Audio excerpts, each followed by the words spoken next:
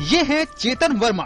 महज 20 साल के युवा किसान हैं। स्टेट लेवल और नेशनल लेवल पर बॉक्सिंग के खिलाड़ी रहे चेतन आजकल खेतीबाड़ी पर ध्यान दे रहे हैं। खेती भी उसकी जिसका नाम लेते ही मुंह में पानी आ जाता है। जी हाँ, हम बात कर रहे हैं स्ट्रॉबेरी की। आधुनिक खेती की तरफ कुछ नया करने की चाहत ने उन्हें खेती बाड़ी की तरफ आकर्षित किया है और उन्होंने गेहूं और धान जैसी खेती को छोड़ स्ट्रॉबेरी की खेती को अपनाया है।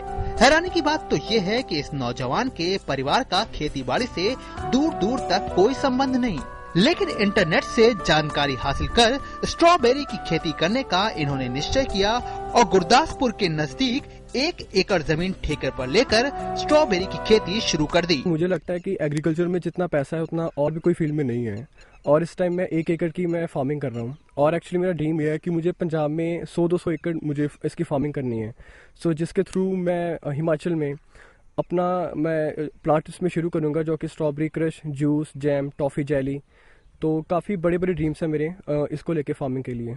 स्ट्रॉबेरी की खेती ने इस युवा किसान को उम्मीद से कहीं ज्यादा सफलता दिलाई है और इसने इसे अपना रोजगार बनाकर अब अपना पूरा ध्यान इसी पर केंद्रित कर दिया है। गौरतलब है कि स्ट्रॉबेरी की खेती करने के लिए 1 एकड़ में करीब 30,000 पौधे लगते हैं।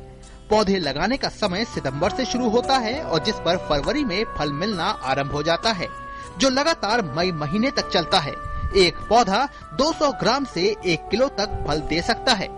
देश में जहां ज्यादातर युवा खेती बाड़ी को छोड़कर नौकरी के लिए देश विदेश में पलायन कर रहे हैं, तो वहीं चेतन वर्मा उन लोगों के लिए मिसाल साबित हो रहा है जो खेती बाड़ी की ओर रुख कर रहा है, क्योंकि हमारे देश की मिट्टी सोना उगलती है और इसी बात को चरितार्थ कर रहा है ये चेतन वर्मा। कैमरामैन सुरेंद्र शर्मा के साथ गिरीश निशाना, डीडी न्यूज, गुरदासपुर।